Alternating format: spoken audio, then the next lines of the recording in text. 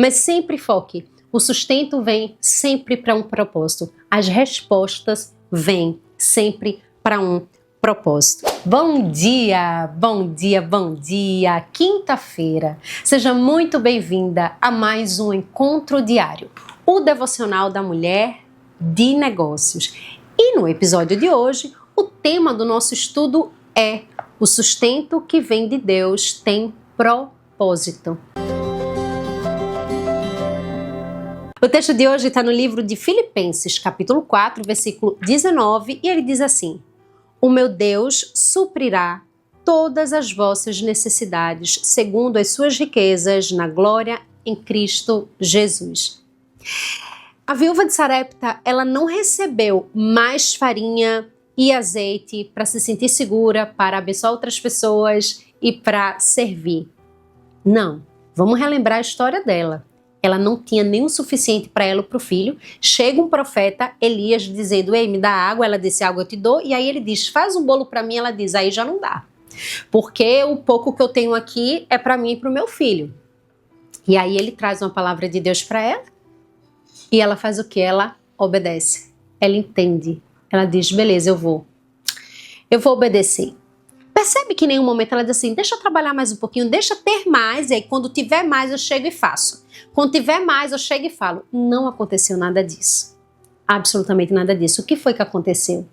Ela simplesmente se posicionou diante de uma fé que ainda era pequena, mas que tinha muito potencial para dar frutos. E ela fez o que precisava ser feito.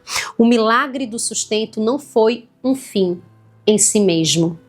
Não foi. Foi parte de um plano maior. E é assim que Deus age. Escuta isso. Ele não nos supre apenas para nos aliviar, mas para nos manter firmes no nosso propósito.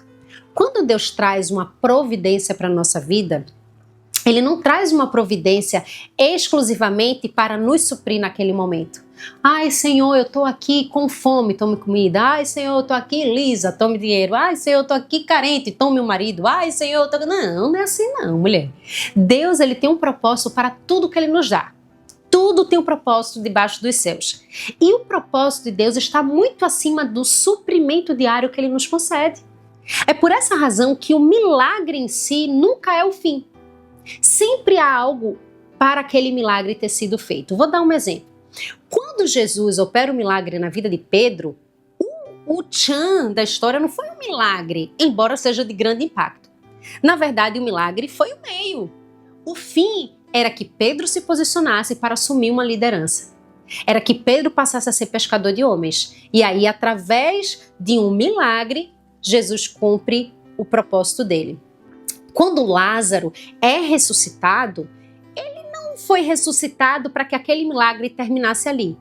Muito pelo contrário, quando as irmãs de Lázaro vão até Jesus e dizem: olha, meu irmão está doente e tal, o que é que Jesus diz? Olha, essa doença não é para a morte, é para a glória de Deus. Percebe que Jesus ressuscita Lázaro e que para muitas de nós, uau, já era o suficiente? Mas não era, porque o milagre nunca é o fim em si mesmo. Há um propósito acima de todo o milagre que Deus opera em nós. Então, a viúva de Sarepta, ela viveu o milagre diário, mas não era o milagre diário, não era a provisão diária, o fim de tudo, a finalidade de tudo. Não. Aquele suprimento diário que Deus estava dando para a viúva era o que ia manter ela firme na fé. Era o que ia mostrar para ela diariamente que Deus estava acima de tudo que ela achava que não dava conta. Que Deus era o grande marido que ela já não tinha mais.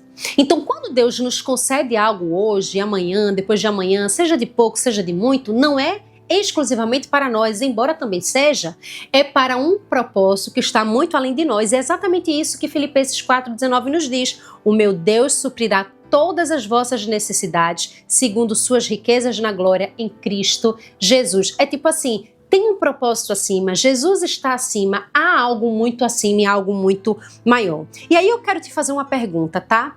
Quantas vezes nós buscamos o sustento como se ele fosse a meta?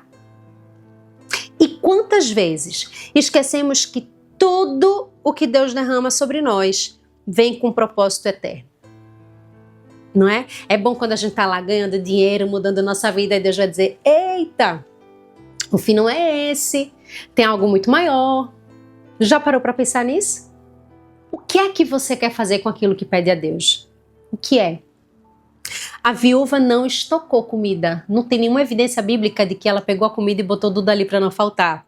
Ela viveu dia após dia, dependendo da fidelidade de Deus. E isso não é falta de planejamento, não, de forma alguma. Naquele contexto, não. Ai, Mica, significa que a gente não pode estocar comida? Depende do propósito de Deus. Na vida daquela viúva não era para estocar. Mas José do Egito estocou. Lembram? Ia ter anos de escassez e anos de fartura. Quando viesse o tempo de fartura, ele tinha que estocar e aquilo foi fundamental para um propósito maior. Lembra que quando começou a vir a escassez, pessoas de fora começaram a vir até o Egito para comprar comida. E foi nessa ida ao Egito que José reencontrou sua família. Aquele ato de estocar comida foi extremamente necessário naquele momento. Fazia parte do plano. Aqui na viúva de Sarepta, não. Ela não estocou. Ela viveu a fidelidade. É tanto que o povo, quando saiu do Egito e que começou a guardar comida, Deus, não, o maná é diário. Vocês vão depender de mim todo dia. Deus sabe o coração.